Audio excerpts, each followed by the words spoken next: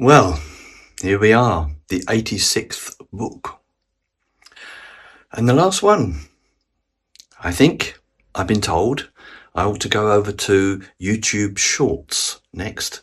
So that's my next adventure. But in the meantime, here we are, and the completion of Miriam's 12-book series. It's called Mary Baxter, A Miriam Story. And it's about Miriam's daughter, Mary, and is centered on the personal lives and family dynamics of her, who is now a prodigious award-winning author, and her adult children. The story shifts between Mary's elegant Victorian home in London and a modest flat above a North London garage owned by her son, Jamie. Central to the plot is the unexpected return of Jamie's daughter, Silka, who was taken to Finland by her mother 14 years prior and has since become a professional opera singer. Parallel to this reunion, the text explores the tense relationship between Mary and her daughter Andrea, who serves as her mother's assistant while harboring a secret romance with a mysterious motorcyclist named Stormy. Conversations throughout the chapters reveal a painful family history, including Andrea's son and his terminal illness, and Mary's early career transition from a shoe shop employee as a girl just left school to a BBC announcer and published author. The narrative highlights the themes of reconciliation, class tension, and the enduring influence of maternal authority within a multi-generational family. Through vivid descriptions of settings like Mort Hole in Devon and Notting Hill, the book paints a portrait of a family navigating long-held secrets and the complexities of starting over. And that ends the Miriam series, all 12 books of it, of which I am very proud. It's over 1 million words, and I think it's the best thing I ever wrote, ever written. Anyway, I hope you enjoy the AI voices. And as usual, if you would like to ring that bell and subscribe, and maybe even tell other people. That means I might get more than one viewing. Oh, the viewing figures on this series is dreadful, I know. But there you go. So, goodbye and thank you for watching. Enjoy. You know that feeling when you make a really major life decision? Oh, yeah, like moving or changing jobs. Exactly. You sit down, you weigh the pros and cons, and you finally decide, I'm going to take this job, or maybe I'm going to marry this person. Right. And you feel completely in control. It feels like an entirely independent choice, authored by you, and, you alone. But what if it isn't? Yeah, what if you were to peel back the layers of your own psychology and discover that the choice you just made was actually negotiated decades before you were even born? It's a completely destabilizing thought, isn't it? It really is. I mean, the realization that you aren't just operating on your own software. You're running on this patched-together operating system written by your parents, your grandparents, and even your great-grandparents. Yeah, that's exactly it. You are essentially executing code that was written to survive a famine you never experienced or a war you only read about in textbooks. I like to picture it as this invisible, incredibly heavy backpack. Oh, that's a great analogy. Right. You don't even realize you've got it strapped on. You're just walking through your life wondering why your shoulders ache when it comes to, say, money or intimacy or trust. Yeah, well, you have these weird blind spots. Exactly. And it's not until you stop and actually unpack the thing that you realize, oh, wow, my grandfather's terror of poverty is in here. And my great-grandmother's absolute distrust of authority is in here. Yes. And they are actively pulling the strings of my daily routine. Which brings us perfectly to the subject of our conversation today. It really does. We are looking at an absolute masterclass in how that invisible backpack shapes a family across generations. We have an extraordinary piece of source material on the table today. We do. It's an excerpt from the novel Mary Baxter, A Miriam Story. And just to ground you, the listener, in what we're dealing with here, this isn't just some standalone book. No, not at all. This is the final culminating chapter of a massive 12-book literary saga, the Life of Miriam series. It's a huge undertaking. The saga ranges from approximately 1870 all the way to 2008. Yeah, it tracks a single bloodline across a staggering amount of time. It starts in the grinding, desperate poverty of East London in the 1870s, and it stretches across more than a century. But here's the brilliant twist of this final installment.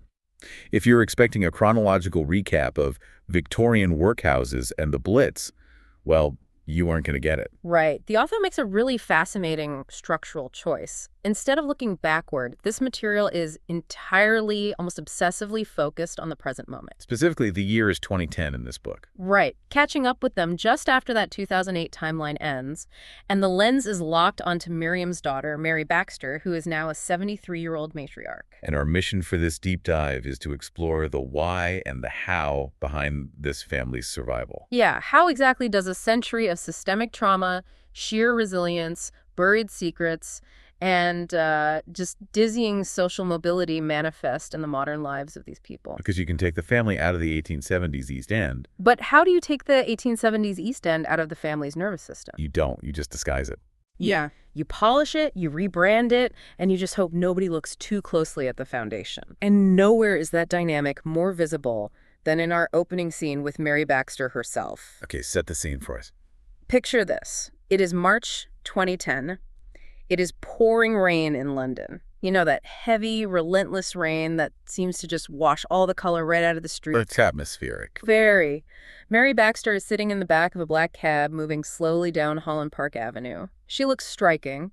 She's 73. She's wearing this deep aubergine velvet gown and a gray silk shawl. She looks every inch the successful literary elite. Exactly. And resting on her lap is the physical proof of that success. The Fairwood Medal for Children's Literature. And the text gives us a very specific description of this medal, which I think is important. Oh, definitely. It isn't some delicate little ribbon. No, it's described as a melon-sized bronze medallion. It's heavy and substantial, and it's etched with a deeply rooted oak tree and scattered acorns. In the ecosystem of publishing, this object represents absolute, undeniable validation. It is the pinnacle of a life's work. So you would think Mary is sitting in this cab, glowing with pride, maybe crying tears of joy, right? Not even close. She is staring out the window, totally agitated. She looks exhausted, almost angry. And what is she thinking about while holding her life's greatest achievement? She's fuming about a neighbor and a dispute over a bloody apple tree in her garden. It's such a jarring disconnect. It really is. Why the apple tree? Well, it is a classic psychological diversion tactic. Okay, how so? When the emotional weight of a situation becomes too profound to process, the human brain will often latch onto a trivial, hyperlocal annoyance to just burn off the anxious energy. Ah, I see. The apple tree is manageable. Yeah. The reality of why she won that medal, that is entirely unmanageable. Right, because we need to talk about the origin of that melon-sized bronze oak tree. Mary didn't win this award for writing a whimsical fairy tale about talking animals. No, she didn't. She won it for writing a children's story based squarely on the life of her own grandson, John. And John is the son of Mary's daughter, Andrea. Right, he has Down's syndrome. And at this exact moment in the narrative, John is living in a care home, slowly dying from a terminal, inoperable brain tumor. Let's just pause and really examine the mechanics of what Mary has done here. It's heavy. It is. This is where we see the family's survival instinct mutating into art. Mary has taken the absolute chaotic terror of a child's terminal illness, literally the most senseless, devastating thing a family can endure, and she has transmuted it into a structured narrative. Right, because a book has chapters. It has a beginning, a middle, and an end. It makes sense. Exactly. By fictionalizing John's life, she is attempting to exert control over something that is fundamentally uncontrollable. It's breathtakingly sad when you look at it that way. It really is. Her greatest public triumph, this heavy bronze medal, is literally tethered to her family's greatest private agony. During the post-award celebration, Andrea, the boy's mother, mutters something like, "What a downer way to end an evening." And you can completely understand why she'd feel that way. Mary has sanitized the family trauma, packaged it, and sold it to the middle class as a poignant life lesson. Which is really the overarching theme of Mary's entire existence: sanitization and control. Yeah, she takes the messy, painful reality of her life and rebuilds it into something palatable. And if you want the ultimate physical manifestation of this psychological trait, you just have to look out the window of the cab as it arrives at her destination. Her home on Lansdowne Road. Yes, I'm so glad we're talking about the house. The text spends a lot of time contrasting what this house used to be with what it is now. And it's not just an architectural digest piece, right? It's a psychological profile. Absolutely. So Mary bought this place and moved in with Andrea back in May 1987, and back then the house was battered. It was a Victorian property, but the pale stucco facade was peeling and gray. The intricate cornices were cracked, the original iron railings were chipped and rusting away. Inside, the floorboards groaned underfoot, the paint was flaking off the walls, and the garden was just a chaotic jungle of stubborn weeds. Now hold that image of the 1987 house in your mind. A structure with good bones, but battered by time, neglected, a bit unruly, and bearing the visible scars of its history. That house is a perfect mirror for the working-class East End family Mary comes from. Yeah, it's rough. It survived a lot of storms, and it doesn't look like it belongs in high society. But fast forward to 2010. By the new millennium, Mary has subjected this house to an obsessive, meticulous restoration. And I mean obsessive. The text notes that the stucco now gleams a flawless pale white. The cornices have been perfectly recreated. The rusting iron railings were torn out and replaced with immaculate, mathematically perfect replicas. Inside, those groaning floorboards were sanded down and polished to a high shine. The house is now a fortress of absolute certainty, wealth, and middle-class elegance. Exactly. The decay has been erased. And this is exactly how Mary treats her own identity. Right. Just as she restored the Victorian house to hide the fact that it was falling apart 20 years ago, she has built this flawless facade of elegant literary respectability to mask her own past. She wants to mask the extreme poverty of the 1870s, the prison sentences her ancestors served, the gritty East End roots, and, the trail of broken marriages in her wake. She wants the past to exist, but only as a polished replica of itself. Safe, controlled, enhancing her value rather than diminishing it. Okay, let's unpack this a bit, because here's where I have to push back on Mary's master plan for control. All right, correct. We're sitting in this cab with her, and she isn't alone. She's sitting next to Lawrence. Oh, yes, Lawrence. Lawrence is 66 years old. He is wealthy, he is refined, he has silver hair at the temples, and he owns his own beautiful house in Mayfair. He sounds like quite a catch. Right. And by all accounts, he is a deeply loving, supportive partner. They hold hands in the cab. Later, when they are alone in her hallway, they share this incredibly passionate, genuine kiss. Wow. But to her daughter Andrea and to the rest of the world, Mary completely downplays him.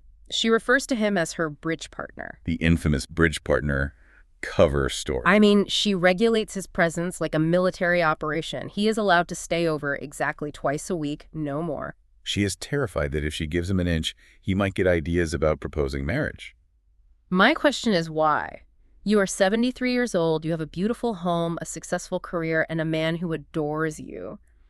Why relegate a loving partner to a dirty little secret? It's a great question. Is she just fiercely protective of her independent space, or is this a symptom of that invisible backpack we talked about? It is entirely the backpack. You have to look at the track record of the men in the Miriam saga. Right. For over a century, the men in this bloodline have frequently been vectors of chaos, betrayal, or just profound disappointment. Mary's own ex-husband, Charles, was chronically unfaithful. And Andrea's ex-husband, Mark, completely abandoned the family the moment John was diagnosed with his condition. So Mary's fierce independence isn't just a lifestyle choice. No, it is a hardened survival strategy honed over 70 years of watching men let her family down. So letting Lawrence in completely feels like a threat to the ecosystem she built. Precisely.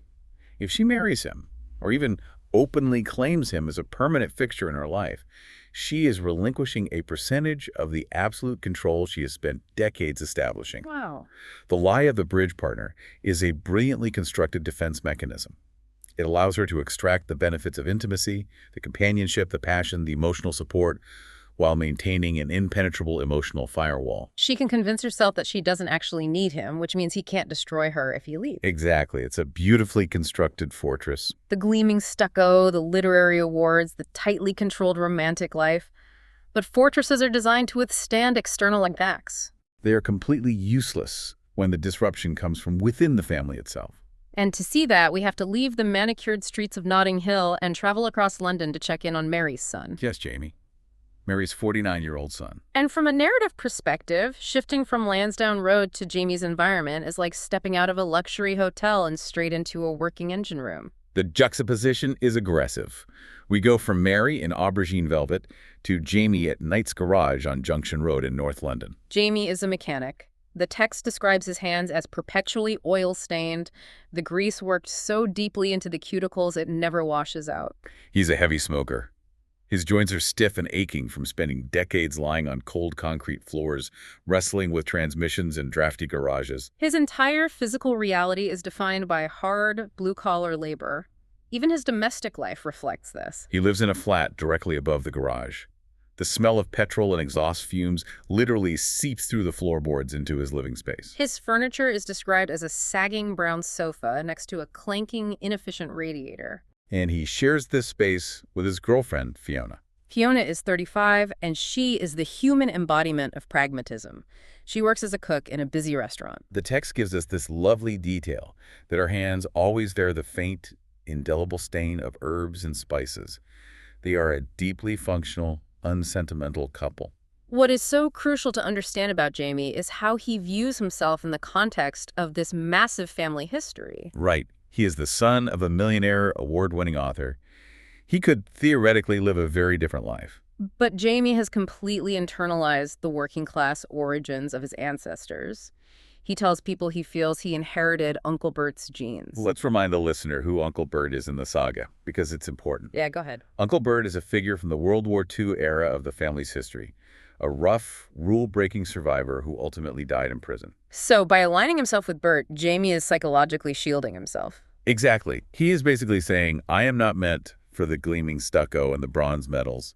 I am meant for the oily rags. I am rough around the edges, I lack my mother's literary refinement, and therefore, I cannot be expected to achieve what she achieved. It's a way of managing expectations, both his own and his mother's. But this predictable petrol-scented routine is about to be utterly shattered. Oh, yes. Jamie is sitting on that sagging brown sofa one morning, completely motionless. He is holding a piece of paper. It's a letter. And it is from his daughter, Silke.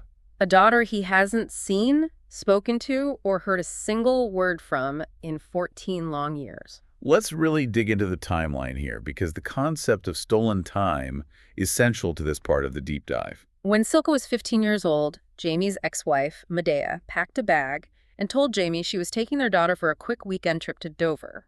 Just a little getaway to the coast. But they never went to Dover. Medea smuggled Silke out of the country and took her to the deep, dense forests of Finland, and she effectively erased Jamie from the map. And what did Jamie do? Well, the text tells us that at the time, Jamie was unemployed. He was entirely estranged from his wealthy mother, Mary, so he had zero financial resources to hire international lawyers or private investigators. He was drowning in his own sense of inadequacy. So he just accepted it. He tells Fiona that he viewed his daughter's disappearance as cosmic confirmation of what he already believed about himself, that he was a waste of space. He thought, of course she was taken from me. I have nothing to offer. It is a devastating portrait of learned helplessness. It really is. But now 14 years have passed. Silke is 29 years old. She has built a life in Finland, becoming a successful classical opera singer. And she has sent this letter asking to reunite. The scene where they finally meet is cinematic. They arrange to meet at Heathrow Terminal 2. Silke walks out of the arrivals gate. She's carrying a worn suitcase, wearing glasses, and she just locks eyes with the father she hasn't seen since she was a teenager. It's incredibly emotional. But the real meat of this reunion happens a little later when they leave the airport and go for a walk in Waterloo Park. Because that is where Silke drops a psychological bomb that completely rewrites the last decade and a half of Jamie's life. Yeah. Silke reveals why she never reached out. For 13 years, Silke believed with every fiber of her being that her father was a monster. Medea, her mother, had engaged in a campaign of profound psychological manipulation. She fabricated claims of horrific, violent physical abuse against Jamie. She used these lies to secure divorce in absentia and to ensure that Jamie could never legally get near them again. Let's examine the mechanics of parental alienation because it is essentially a form of psychological kidnapping. It absolutely is. Medea didn't just physically remove Silka to Finland, she removed the mental image of a loving father and replaced it with a terrifying fiction. Think about the vulnerability of a 15-year-old girl in this situation. She's in a foreign country. Exactly. She's isolated in rural Finland. She doesn't speak the Finnish language yet. She is entirely dependent on her mother for translation, for food, for reality testing. Medea controls the entire flow of information. Under those conditions of extreme isolation, if your sole caregiver tells you repeatedly that your father is a violent abuser who wants to hurt you, your brain has no choice but to accept it as reality, to survive. Silka confesses to Jamie that the homesickness in those early years was so acute she wanted to die. But she couldn't reach out to him because she was utterly terrified of him. And the only reason the truth came to light is because of a horrific twist of fate. Medea was involved in a devastating cable car accident in Finland. The crash was catastrophic. Silka's own husband, Lars, was killed instantly in the accident. Medea survived, but she was left severely brain damaged, trapped in a vegetative state. And this tragedy triggered a legal mechanism thousands of miles away. Back in England, the family's original solicitor was also dying. Facing his own mortality and seeing Medea incapacitated, his conscience finally cracked. A month before the reunion, he mailed Silka the original handwritten letters Medea had sent him 14 years ago. Letters explicitly outlining the lies she planned to invent for the court to secure full custody. So Silka is sitting in Finland, grieving the sudden violent death of her husband, staring at a brain-damaged mother, and holding a piece of paper that proves the last 14 years of her identity was built on a malicious lie.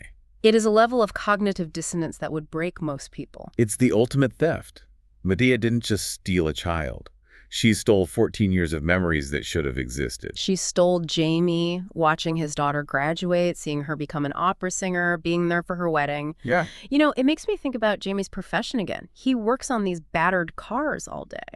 That's an interesting connection. People bring him these vehicles where the engine is stalling, the electrical system is completely shot, the chassis is rusted, and the car is technically running, but just barely. It's missing a crucial component to actually thrive. Right. Jamie's life has been idling in neutral for 14 years. He's been functioning, but he hasn't been living. When Silka walks out of that arrivals gate and finally speaks to him, it's like an engine that's been sitting in the freezing cold for a decade and a half, finally catching a spark and turning over. That is a brilliant analogy for how Jamie processes this, because what is truly remarkable, and what speaks directly to the generational traits of this family, is how Jamie reacts to this staggering betrayal. Most people would be consumed by an apocalyptic rage. Oh, absolutely. They would want to fly to Finland and scream at the brain-damaged Medea. They would want to burn the solicitor's office to the ground. But Jamie doesn't do that. When they're walking in the park and Silka's weeping, explaining the lies she believed, Jamie just stops. He takes her hand. And he says, with absolute calm, "It's important for you to know, honey, that never once did I ever touch a hair in your mother's head." He doesn't scream. He doesn't curse Medea's name. Which leads us to a crucial question about the psychological inheritance of the Miriam saga. How does a man forgive the theft of a decade and a half of his life instantly? Why doesn't he seek vengeance? Because vengeance is a luxury they literally cannot afford, right? Exactly. This goes all the way back to the 1870s. The ancestors of this family survived crushing poverty. They survived 2 world wars. They survived prison. You do not survive those things by dwelling on the injustice of them. You survive by aggressively prioritizing the present and the future over the past. Vengeance requires you to look backward. Pragmatism requires you to look forward. Jamie instantly calculates the emotional mathematics of the situation. Anger will not give him back the years from age 15 to 29. But forgiveness, radical, instantaneous forgiveness, will give him access to the rest of her life. And he adapts to his new reality immediately. He finds out he isn't just a father, he's a grandfather. Silka has 6-year-old twin boys, Juhani and Pekka. In the span of an afternoon, Jamie upgrades from a solitary mechanic who thinks he's a waste of space to the patriarch of a new branch of the family tree. He drops the heavy backpack of his own inadequacy because he finally has a reason to carry something else. But while Jamie is successfully navigating this massive ghost from his past, Mary Baxter is actively trying to bury hers. We cut back to Lansdowne Road, where Mary's meticulously controlled environment is being invaded by the press. A journalist has arrived at the garden gate. Her name is Leila Cross, a 29-year-old reporter from the Observer magazine, and she has been assigned to write a sprawling, in-depth profile on Mary to coincide with the Fairwood Medal win. And Mary is vibrating with defensive energy. She was terrified they were going to send some green-haired loony who would try to deconstruct her politics. She insists on conducting these interviews outside, in the garden, specifically sitting in chairs arranged under the infamous apple tree. The physical staging of this interview is dripping with subtext. Do you remember what happened under that apple tree right before the reporter arrived? How could I forget? Andrea's cat, Frankie. Right. Frankie was a 14-year-old street brawler of a cat who finally died after getting into a scrap, and they literally just buried the cat in the dirt right beneath the apple tree. So Mary is sitting in her designer clothes, sipping tea, trying to project this aura of serene literary success, while literally sitting 2 feet above a freshly buried, mangled corpse. It is the perfect metaphor for Mary's entire psychological framework. She attempts to bury the messy, violent reality of death and conflict beneath the soil of her perfectly manicured garden, just as she attempts to bury the messy, violent reality of her family's history beneath her polished storytelling. But Leila Cross is good at her job. She isn't a loony. She is patient. She is incredibly observant. And she doesn't just want a list of Mary's published books. She wants the story behind the story. She asks Mary how a girl from the gritty East End transforms into the toast of the London literary scene. And Mary begins to recount her journey. Now, pay very close attention to how Mary curates this narrative. The sociology of how we recount our own history is fascinating. She tells Leila about starting work in a little shoe shop in Stratford when she was just 15 years old. But she immediately softens that working-class detail by talking about how she used her wages to take private elocution lessons with a woman named Nellie Kipton. Right. She wanted to scrub the East London accent out of her voice. She recognized early on that in the United Kingdom, your accent is your class passport. Precisely. If you sound like the East End, certain doors are permanently locked to you. And those lessons paid off. She tells Leila about landing a job as a regional announcer at the BBC. She describes the grueling daily commute from the East End all the way out to Ruislip. She talks about living in a boarding house in Uxbridge, the camaraderie with the other working girls, the thrill of independent wages. The way she tells it to the reporter, it sounds lovely. It sounds like an episode of Call the Midwife or some beautifully scripted BBC period drama. It has this detached literary elegance to it.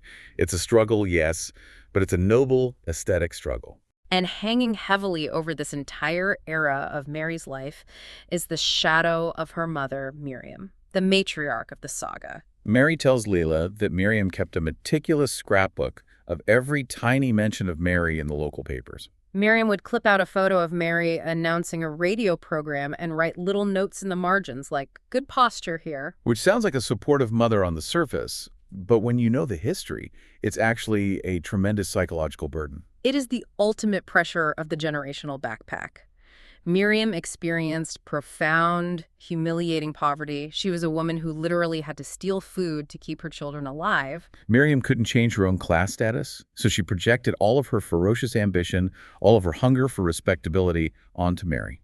Mary's perfect enunciation, her pristine Lansdowne Road house, her obsession with control, these are not just Mary's personality quirks. They are a direct, lifelong response to Miriam's silent, crushing demand that her daughter transcend the dirt of their origins. Mary's success is the only thing that vindicates Miriam's suffering. So Mary continues the story for Leila. She talks about moving to Bristol, a major step up the social ladder. She talks about buying a house at age 20, which is a monumental achievement for a woman of her background in that era. She marries a man named Charles. They have Jamie and Andrea. But then the pristine narrative starts to crack a little. The reality of raising children begins to intrude on the BBC drama. She admits that Andrea was a profoundly difficult child who started running away from home at age 5. And Jamie was disruptive and struggling in school. And it's in the context of Andrea running away that Mary reveals a truly chilling, spectacular detail to the reporter. She explains that she understood why Andrea ran away, because Mary used to run away as a child too. But Mary ran away because she was fleeing an abuser, a school doctor who had preyed on her when she was young. It is a dark trauma, But notice how Mary frames the resolution of this trauma for the reporter. Here's where it gets really interesting. In 1960, Mary is on a train to Bristol, and by pure, horrifying chance, she spots the man, the doctor who abused her. And what does she do? She doesn't hide in the bathroom. She stalks him. She follows this man off the train, through heavy snowfall, tracking him all the way to a hotel in Cardiff. She finds a police officer, reports him, and ensures he is arrested. It turns out he was already a wanted man operating under a fake identity, and thanks to Mary, he is charged with 15 different offenses. It is an incredible display of agency. It is a hero story. She confronted the monster in the snow and brought him to justice. It perfectly aligns with the brand of Mary Baxter as a strong, uncompromising woman who controls her destiny. But here is what fascinates me. We have to look at what Mary chooses not to tell the reporter. Because she is willing to put this horrific abuse on the public record, but she point-blank lies about her marriage. Ah, yes, the end of her marriage to Charles. Mary tells Layla Cross that her marriage ended in 1972 simply because they drifted apart. She gives this very civilized, mature explanation that Charles just needed space and they mutually decided to go their separate ways. Very amicable, very modern. But that is a complete fabrication. We know from the text, during a private, vicious argument Mary has with Andrea later in the house, that the reality of the marriage was entirely different. Charles didn't need space. Charles was a chronic, pathological philanderer. Mary literally screams at Andrea, calling Charles a sexual deviant. He was constantly cheating on her, humiliating her, and leaving her alone to hold the crumbling family together. So why lie to the reporter? You just told a national magazine that you were a victim of childhood abuse.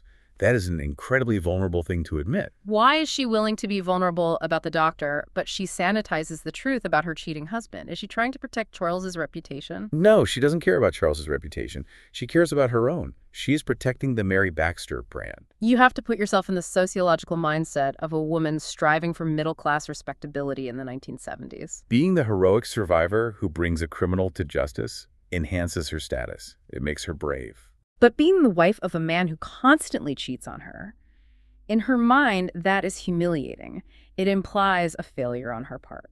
A messy, scandalous divorce involving serial infidelity shatters the pristine, stucco facade she has built around her life. By telling the reporter they simply drifted apart, she retains absolute dignity and control over the optics of her past. It's brilliant, but it's so exhausting. She even admits to Leela during the interview that life doesn't run in straight lines. She says it runs in spirals. We think we are moving forward, but we actually just return to the exact same places. We are just older and more tired when we get there. But even as she says that profound truth, she refuses to let the reporter see the actual dirt on the spirals. Because Mary's polished, curated narrative of the past exists in direct opposition to the gritty, physical reality of where this family actually came from. If Mary's instinct is to pave over the past with fresh stucco, her daughter Andrea's instinct is to dig up the floorboards and stare at the foundations. Which brings us to one of the most evocative, haunting sequences in this entire deep dive. Silke has just been reunited with the family. She knows nothing about her English heritage. She's been raised in Finland. So Andrea decides the only way to explain this family to her niece is to physically show her. Andrea puts Silke in her car, and they go on a driving tour of East London. But as you said earlier, this isn't a tourist's view of London. They aren't going to look at Big Ben or Buckingham Palace or the London Eye. This is a tour of invisible ghosts. It is a masterclass in a concept called psychogeography. Break that term down for the listener because it's exactly what Andrea is doing. Psychogeography was a term popularized in the mid-20th century, essentially exploring how the physical environment, the streets, the buildings, the layout of a city is intrinsically linked to the emotions and behaviors of individuals. It's the idea that a city isn't just concrete and glass, it is an emotional landscape. For Andrea, the streets of East London are not just a map to navigate, they are a repository of epigenetic trauma. Every address they drive past is a pin on a map, holding echoes of hunger, ambition, violence, and survival. So they're driving through Stratford. The sky is gray, the streets are crowded. Andrea points out St. John's Church. To anyone else, it's just an old building. To Andrea, it is the exact geographical coordinate where almost every major marriage in the family's history was solemnized, the starting line for generations of complicated lives. Then they drive down Ham Park Road. Andrea points to a specific terraced house and tells Silke that great-great-grandparents Samuel and Emma bought a house right there in 1873. We need to understand the historical weight of that. In the Victorian East End, the working class were largely transient renters, subject to the whims of slum landlords. Buying a house was a monumental act of defiance. It meant they were declaring, "We are not moving. We are rooting ourselves into this ground." They pass White Road, where great-grandparents Percy and Faith moved in 1906, full of Edwardian optimism that the new century would be kinder than the last. They drive down Romford Road, and Andrea points to a spot and says, "That's where Grandfather Ray had a terrible accident working for the London Electricity Board." And Andrea notes to Silke that buildings carry pain just as much as they carry function. They pass the beautiful Victorian Library on Leighton High Road. Andrea explains that this specific brick building is where Miriam Mary's mother first learned to read. That library is the birthplace of the family's intellectual mobility. Learning to read in that building fundamentally changed the trajectory of Miriam's mind, which ultimately led to Mary winning the Fairwood Medal. The geography dictates the destiny. But the emotional climax of this driving tour happens when Andrea pulls up to an area called Maryland Point. She points to a building that is now just a completely ordinary, modern cafe. People are sitting inside drinking lattes, totally oblivious. But Andrea tells Silke that decades ago, just before the outbreak of World War II, that building was a bakery. And this is the epicenter of the family's trauma. Exactly. This is the exact spot where Miriam, desperate, destitute, and watching her children starve, stole a single loaf of bread wrapped in paper. And we must analyze the consequences of that action.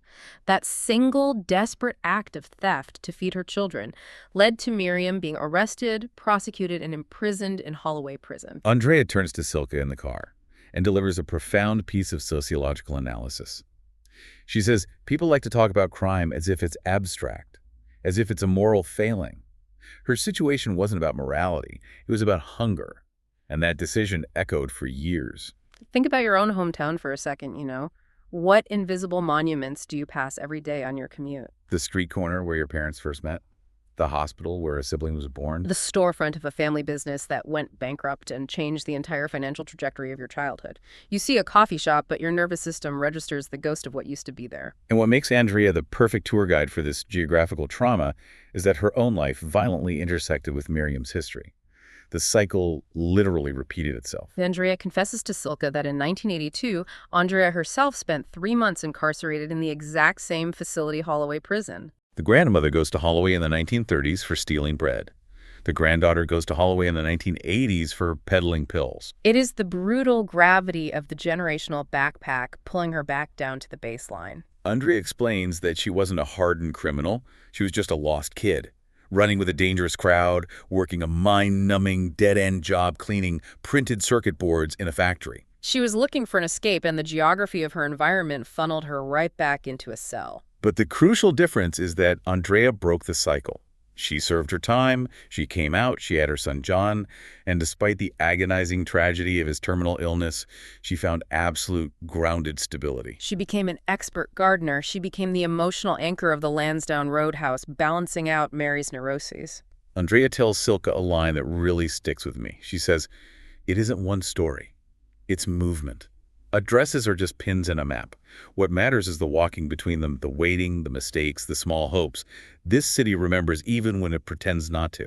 She has outgrown the geography of her trauma, but unlike Mary, she refuses to pave over it. She honors the ghosts. And Silke desperately needs to hear this right now, because as she sits in the passenger seat listening to her aunt, Silke is carrying a very real, terrifying burden of her own, a crisis that threatens to destroy the fragile peace she just found. This brings us to a massive thematic collision in the narrative. We are looking at how two very different women in this family face the suffocating judgment of high society institutions. Let's start with Silke's crisis. They finish the driving tour and end up at the Brasserie of Light on Oxford Street. It's a stark contrast to the gritty East End. It's loud, it's bustling, there's the clatter of silverware, the smell of expensive coffee and croissants. And in the middle of this upscale noise, Silke completely breaks down and confesses a horrifying secret to Andrea. Silke is pregnant. And as she explains to Andrea, the pregnancy is the result of a violent assault. During a recent opera tour in Finland, she was raped by a member of the chorus, a man named Aino. It is an incredibly dark revelation. But what the text spends time analyzing is not just the trauma of the assault itself, but Silke's paralyzing terror regarding the aftermath. Specifically, she is terrified of her Finnish in-laws, Anneli and Olavi. We need to unpack the sociological dynamics of her living situation in Finland. Her late husband's parents are strict, conservative, Orthodox Catholics. And Silke delivers this profound monologue to Andrea about the nature of familial shame and religious purity culture. She tells Andrea that she knows exactly how they will react. They won't directly accuse her of lying about the assault, but the institution of their religion will immediately hijack the narrative. Right. Silke says that in strict religious households, the moment pregnancy occurs, the biological reality of the child supersedes the violence committed against the mother. The child immediately becomes sacred. The crime committed against the woman is relegated to secondary importance, overshadowed by the preservation of the family's moral reputation and theological duty. Silke says a phrase that is utterly chilling. She says, "My body will become a site of family anxiety." Let's really think about what that means. A site of family anxiety. She knows they will view this unborn child as a sacred cross to bear. And because it is a cross they are bearing, they will feel entitled to police her grief. They will expect her to perform a specific kind of holy resignation and gratitude for the gift of life. If she shows anger, if she shows revulsion toward the pregnancy, she will be judged not for being the victim of an assault, but for failing to be a sufficiently pious mother. The institution of religion is attempting to claim ownership over her trauma. They are commodifying her suffering to reinforce their own theological worldview. And there is another layer to this anxiety, a visual element that makes hiding the truth impossible. Silke explains that Aino, the man who assaulted her, is half black. Therefore, she knows that when the baby is born, the assault will be visually undeniable to her conservative, entirely white Finnish in-laws. She fears they won't be able to accept a brown baby in their deeply homogenous community.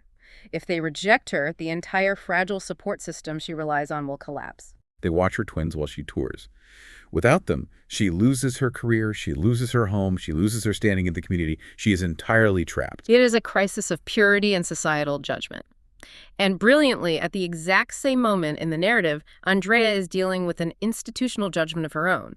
But instead of the church, Andrea is facing the British class system. Yes, let's talk about Andrea's boyfriend. Andrea has been seeing this guy who goes by the nickname Stormy, and Mary Baxter absolutely despises him. Stormy rides a loud, obnoxious 1978 Honda motorcycle. He wears battered leather jackets. He writes poetry.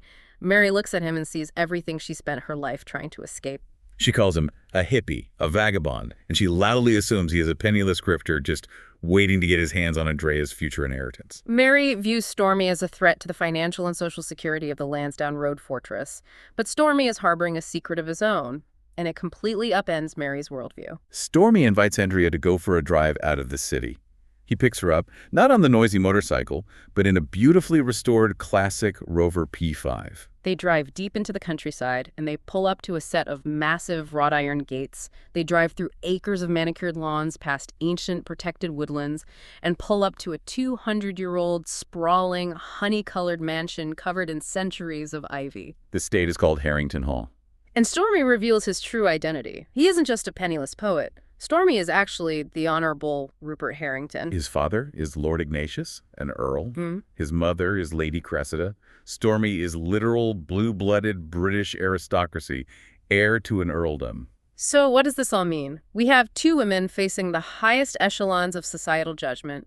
Silke is facing the puritanical judgment of the Orthodox Church, and Andrea is suddenly staring down the barrel of the British aristocracy. And how does Mary Baxter react when she discovers the truth about Stormy? It happens in the most chaotic way. A reporter accidentally tips Mary off to Stormy's real identity while Mary is standing outside her publisher's office in Bloomsbury. And you would think, okay, Mary's a class climber. She loves status. She should be thrilled that her daughter is dating a future earl, right? But she isn't. She has an absolute hyperventilating panic attack. She goes home and completely spirals. She corners Jamie and yells, "This marriage isn't going to work. Harrington Hall is a bloody palace. They have portraits of ancestors going back to the Magna Carta. They are not our people." She is gripped by this intense reverse snobbery. She is absolutely terrified that an aristocratic family like the Harringtons will run a background check and uncover the dirty reality of the Baxter bloodline. She thinks they will find out about Miriam stealing bread, or Jamie having greasy fingernails, or Andrea doing time in Holloway for selling pills. She thinks the aristocracy will humiliate them. This reaction perfectly exposes the raw, unhealed nerve of Mary's class insecurity. Look at the anatomy of class anxiety in the United Kingdom. Mary possesses economic capital. She is a millionaire. She possesses a certain level of cultural capital. She is an award-winning literary figure. But she lacks historical capital. She has new money. The moment true entrenched aristocracy enters the frame, all of her achievements evaporate in her own mind. Standing in the shadow of an earldom, the 73-year-old matriarch instantly regresses into the frightened 15-year-old girl working in the Stratford shoe shop, terrified she is going to be mocked for her accent. I find Mary to be such a hypocrite in this moment, and I think it's important to call it out. Isn't she doing the exact same thing she is so terrified the aristocrats will do to her? Think about it. When she thought Stormy was just a working-class hippie poet, she judged him mercilessly. She practically forbade him from the house because he wasn't good enough. Then, the second she finds out he is titled nobility, she panics and judges him for being too good for them. She prejudges the man in both directions, based entirely on his perceived class. You're absolutely right to call out the hypocrisy, because it demonstrates how deeply the trauma of poverty has warped her worldview. To Mary, the working-class hippie represents a gravitational pull back down into the poverty she escaped. He is a threat to her wealth. But the aristocratic earl represents a threat to her dignity, because he possesses a status she can never buy her way into. She assumes both extremes will exploit or humiliate her family. The only place Mary feels safe is in the precise, highly controlled, upper-middle-class bubble she has engineered for herself. Anyone outside that bubble is a threat. But the reality is, the family cannot hide in Mary's stucco bubble forever. The crises are here. Silka's pregnancy in Finland, Andrea's entrance into the aristocracy. To survive this modern chaos, the family has to rely on the one psychological trait that has kept them alive since 1870, the ultimate survival mechanism. And what is that? Fierce, unconditional, unapologetic solidarity. They circle the wagons. And the way they execute this in the final chapters is a masterpiece of bringing all these disparate narrative threads together. Let's break down the tactical deployment of that solidarity, starting with the crisis in Finland. Andrea refuses to let Silka face her in-laws alone. So Andrea and her new aristocratic boyfriend, Stormy, book flights and travel with Silka back to the frozen forests of Finland. They are going to confront Anneli and Olavi together. And this is where Stormy proves that he is not just a plot twist, but a deeply vital addition to the family's arsenal. He isn't just a poet who likes motorcycles. He is an aristocrat who has been trained since birth in the high arts of diplomacy, etiquette, and social maneuvering. The text doesn't give us the exact dialogue of the conversation that happens in that Finnish living room, but we see the results. Stormy uses his title, his impeccable manners, and his linguistic skills to act as an impenetrable shield for Silka. He treats the conservative in-laws with such overwhelming high-status respect that it neutralizes their religious anxieties. He essentially provides a buffer of unassailable British respectability. The in-laws cannot easily condemn or cast out Silka when she's flanked by a future earl who is treating her like royalty. Stormy manipulates the social dynamics to secure a peaceful resolution. Silka is supported. The in-laws agree to support the child, regardless of race or circumstance. Silka keeps her home, her twins, and her operatic career intact. The family neutralized the threat. It's a brilliant use of the class system to defeat religious Puritanism. And the victory is so profound that on the flight back to London, somewhere high over the North Sea, Stormy turns to Andrea and formally asks her to marry him. And she accepts, which sets the stage for the Great Convergence, the climax of a 12-book, 130-year saga. The family gathers back in London at Mary's house on Lansdowne Road to celebrate the engagement. Mary has gone all out. She has hired a professional chef named Marilyn to cook this spectacular Sunday lunch of slow-braised lamb shoulder. The dining room is gleaming, the wine is poured. I want the listener to really visualize who is sitting around this dining room table, because it is the thematic climax of the entire century-long narrative.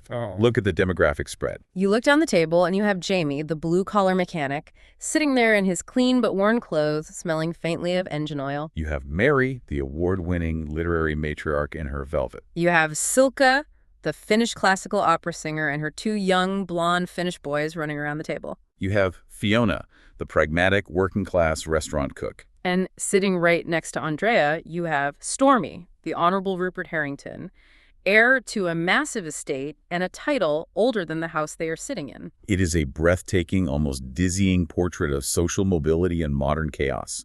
If you brought Miriam from the 1930s into this room, she wouldn't even be able to comprehend it. This family began in desperate, grinding poverty.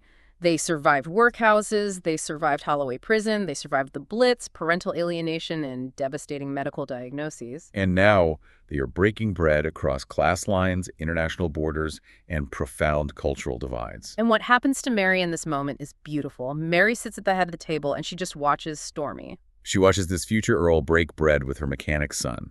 She watches him listen with grave, genuine interest as Silka's twins chatter at him in Finnish. She sees that Stormy possesses absolutely zero pretense. He isn't judging them. He is just happy to be part of the noise. The fortress walls finally come down. Mary's intense, lifelong prejudices melt away in the warmth of that dining room. She realizes that the chaos of this family isn't something to be controlled or paved over with stucco. The chaos is proof of life. It's just change. She stands up, she raises a glass of champagne, and she offers a genuinely beautiful, fully accepting toast to Stormy and Andrea's engagement. She finally lets the outside world in. But the author makes a very deliberate choice not to end the saga in the dining room of the Notting Hill mansion. That would imply that wealth and status are the ultimate goals of the family's journey. Instead, the narrative ends where the roots are. Yes. A few weeks later, on a crisp autumn Sunday, Mary, Jamie, and Andrea get into a car and they drive back to East London. They go to the sprawling East London cemetery. The description is so vivid, the leaves are turning ochre and russet, crunching loudly under their boots as they walk through the rows of headstones. The air is cold and sharp. They walk past thousands of graves until they reach their own. They visit the resting places of Miriam, Roy, Percy, and Faith, the ancestors. Mary reaches out with her bare hand and touches the cold stone of Miriam and Roy's headstone. She traces the letters of their names, and she whispers, "Thank you for your love and protection." Let's analyze the psychology of that final moment. Why do they need to go back to the graveyard? Because despite the dizzying heights the family has reached, the literary medals, the operatic careers, the aristocratic engagements, they find their ultimate peace by physically grounding themselves. They literally touch the stone names of the working class people who starved, went to prison, and suffered so that the people sitting in that dining room could thrive. It makes me think of the apple tree in Mary's garden, a tree that stubbornly survived despite Mary's attempts to control it. Over 130 years, the branches of the Miriam family tree have grown wildly in completely different, unpredictable directions. Some branches reached into high society and earldoms. Some branches broke off in the tragedy of terminal illness. Some branches stretched all the way across the ocean to the forests of Finland. But the roots are buried deep down in the gritty, unforgiving soil of East London. And those roots are strong enough to hold the whole massive, chaotic structure up. What this story ultimately teaches us is that history is not just a list of dates and battles in a textbook. History is the invisible architecture of our present lives.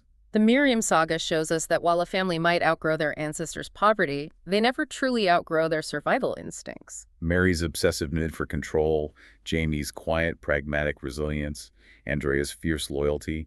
These are not new traits. They are inherited traits, forged in the Victorian era, polished and repurposed for survival in the 21st century. It perfectly echoes what Mary told the reporter in the garden. Life doesn't run in straight lines, it runs in spirals. We journey outward, we build new lives, but eventually we spiral back to the same geographic and emotional places, just older, carrying the weight of the journey, ready to pass the backpack on to the next generation. A profoundly humbling realization, which leaves us with a thought I want you, the listener, to take with you today. Think back to that major life decision we talked about at the very beginning of the deep dive.